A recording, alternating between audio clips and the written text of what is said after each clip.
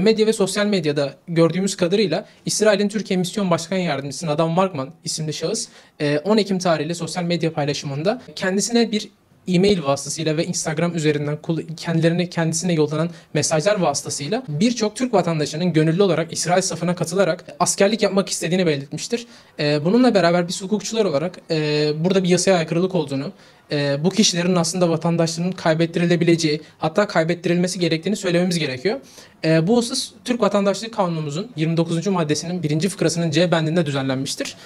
Burada açık bir şekilde bu husus bu yasaya aykırılık taşımaktadır. Bununla beraber izin almaksızın yabancı bir devlet hizmetinde gönüllü olarak askerlik yapan kişilerin Cumhurbaşkanlığı kararı ile vatandaşlıklarının kaybettirilebileceği düzenlenmiştir. Hatta öyle ki hem İsrail hem Türk vatandaşı olan bireylerin dahi izin almaksızın bu eylemi gerçekleştirmesi halinde vatandaşlığının kaybettirilmesi bakımından kanuni ve kaçınılmaz bir gerçeklik mevcuttur.